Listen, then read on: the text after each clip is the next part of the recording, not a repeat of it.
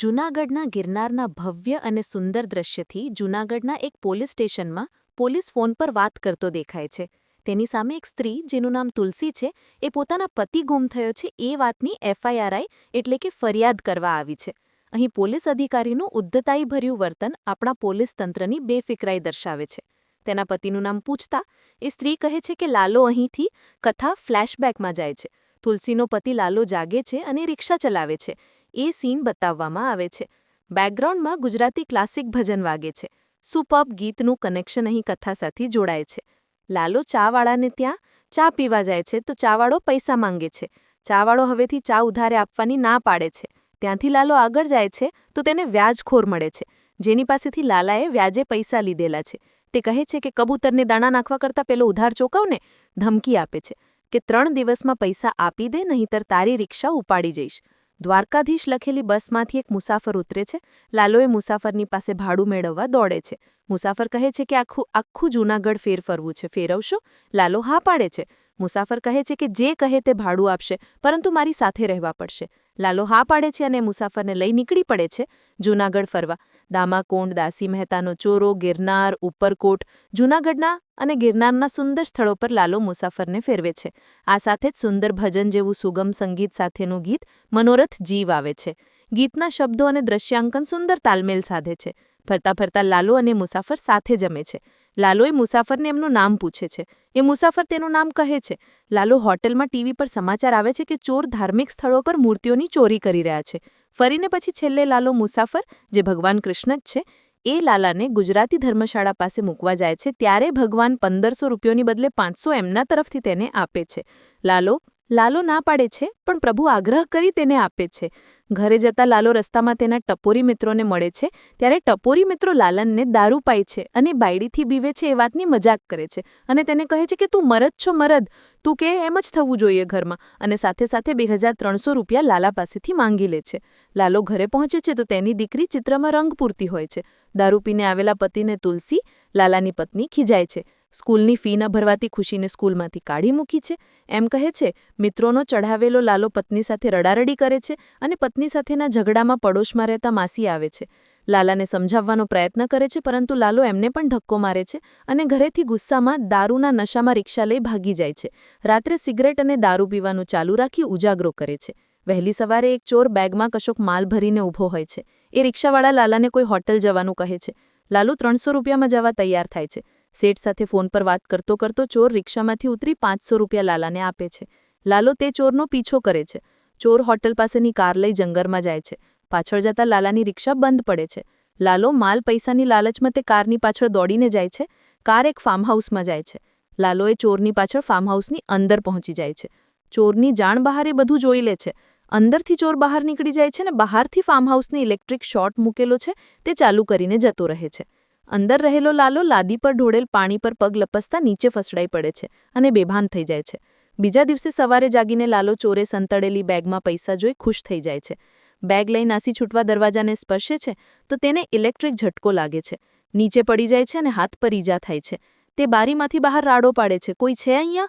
પરંતુ બહાર કોઈ ન હોય તેનો અવાજ સાંભળતું નથી. આખો દિવસ વીતી જાય છે.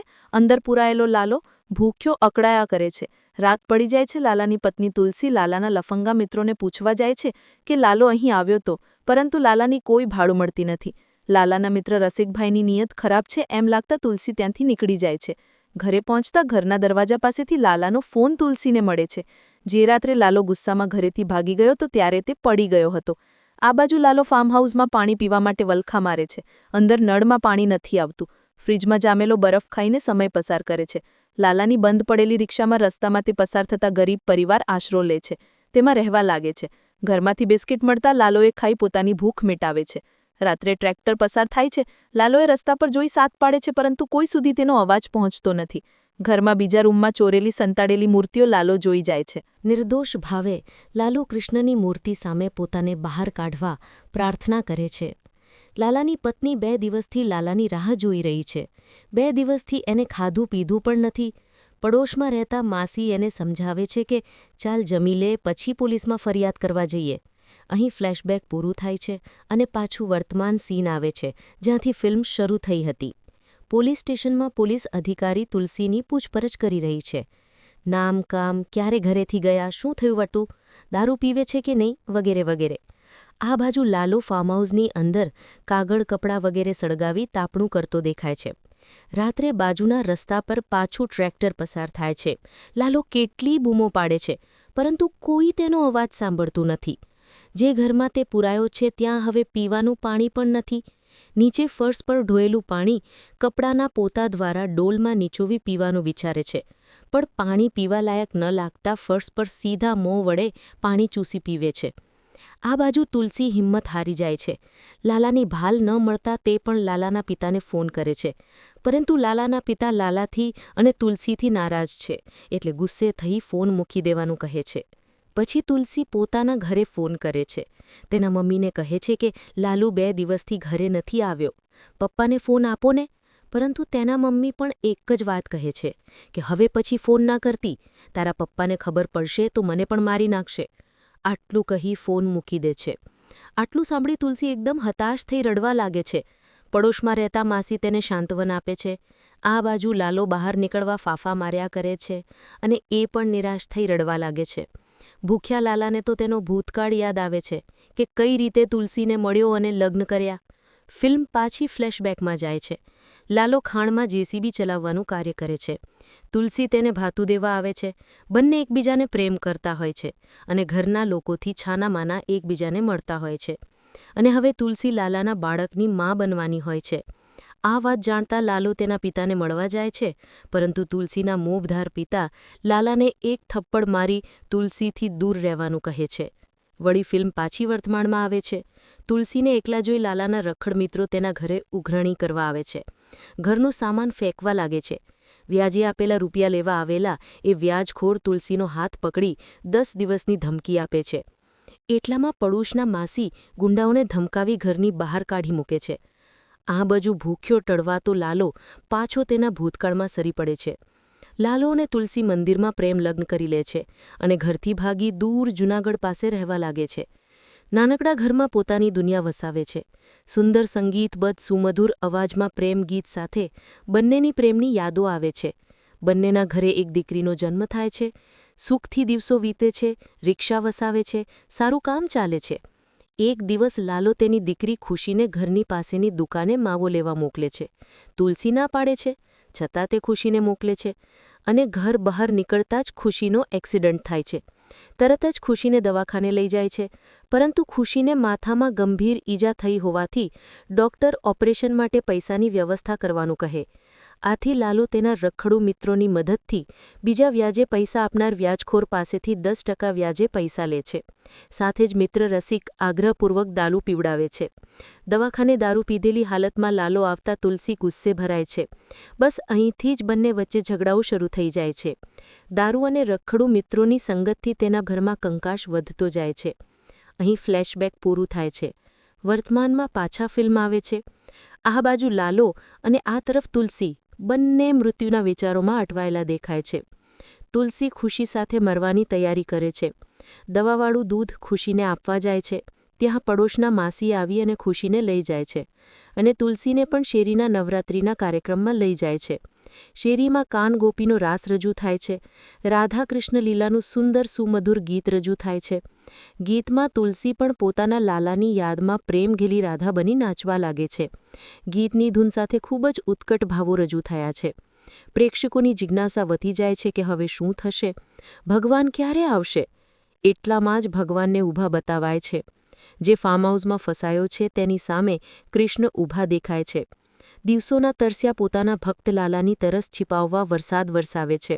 પ્રભુ લાલો ઘરમાં મળે તે બધા વાસણ પાણીથી ભરી લે છે.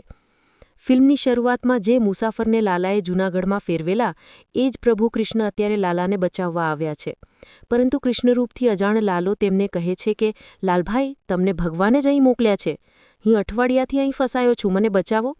પ્રભુ લાલાને પૂછે છે કે તમે અહીં ફસાયા કઈ રીતે? તો લાલો ખોટું બોલે છે. ચોરીની લાલચે તે અહીં છુપાયો અને ફસાયો એ વાત કરતો નથી. લાલો પ્રભુને પૂછે છે કે તમે અહીં કેવી રીતે આવ્યા? તો પ્રભુ કહે છે કે આ ફાર્મહાઉસ તો મારા ભાઈબંધનું છે, હું ગાયોનું ધ્યાન રાખવા આવ્યો છું. લાલો કહે, લાલભાઈ, તમારા ભાઈબંધને ફોન કરીને કહ્યો ને મને અહીંથી બહાર કાઢો. પણ પ્રભુ કહે, એ તો બહારગામ ગયો છે. એટલું કહી તે ગાયો પાસે જતા રહે છે. લાલો કહે, કાલ સુધી તો અહીં ગાયો ન હતી.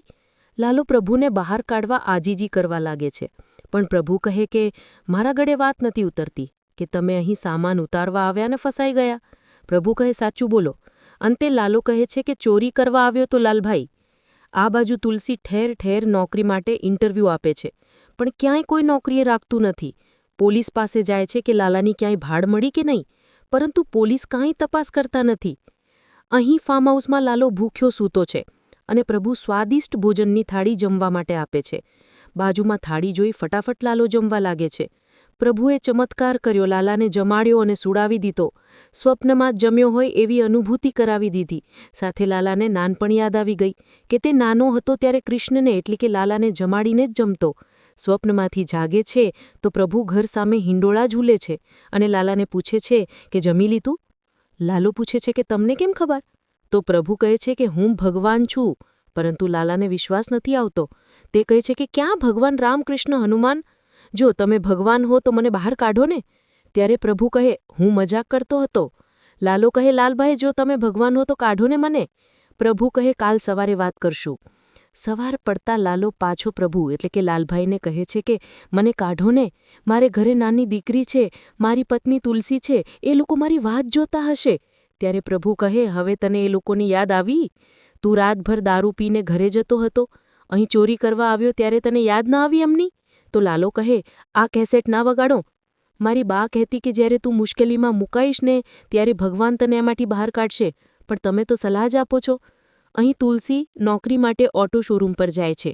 ઇન્ટરવ્યૂ ચાલતો હોય એટલામાં લાલભાઈ એટલે કે ભગવાન ત્યાં આવે છે અને તુલસી એમને બાઇક વિશે માહિતી આપે છે. પછી લાલભાઈ બાઇક લેવા સંમત થાય છે. શોરૂમના મેનેજર તુલસીને નોકરી પર રાખે છે. આમ લાલભાઈ એટલે કે ભગવાન તુલસીને નોકરી અપાવે છે. અહીં શાંત થતા લાલો લાલભાઈની રાહ જોતો હોય છે. ત્યાં લાલભાઈ એટલે કે ભગવાન બાઇક લઈ આવે છે અને લાલાને લાપસી આપે છે. તુલસીને નોકરી મળતા પડોશના માસીએ લાપસી બનાવેલી અને એ લાપસી બાલકૃષ્ણ એટલે કે લાલાને ધરાવેલી એ આ ભગવાન લાલા માટે લાવ્યા. લાપસી ખાઈને લાલો કહે, આ તો એકદમ ઘર જેવી લાપસી છે. લાલો આ બધું બોલતો હોય છે એટલામાં ભગવાન ચમત્કારિક રીતે લાલાની પાસે ઘરમાં પહોંચી જાય છે. લાલો કહે, પ્રભુ, તમે અંદર ક્યાંથી આવ્યા? અહીં ફરતે કરંટ છે. લાલો વધુ બોલે પહેલાં ભગવાન એને ગળે વગાડે છે, ભેટી પડે છે. લાલો પણ કૃષ્ણને ભેટી પડે છે. જેવી આંખો બંધ કરી ખોલે છે તો લાલો પોતાને ભગવાન સાથે બહાર જુએ છે. આ ચમત્કાર જોઈ લાલો આશ્ચર્યચકિત થઈ જાય છે. એવામાં ભગવાન તેને તેનો ભૂતકાળ યાદ કરાવે છે કે કઈ રીતે બંનેએ લગ્ન કર્યા. ખુશી આવી, ખુશીનો એક્સિડન્ટ થયો, પછી શું થયું? જીવનની બધી ખુશીઓ વેડફી નાખી. કેમ આવું કર્યું તે લાલા? દારૂના રવાડે ચડ્યો, ખરાબ મિત્રોની સંગત કરી, તુલસીને મારતો, આ બધું યાદ કરાવ્યું. મરદ મરવા પડ્યો તો શું મરવાથી બધું સારું થઈ જશે? ઘરે તુલસી અને ખુશીની શું હાલત થઈ હશે?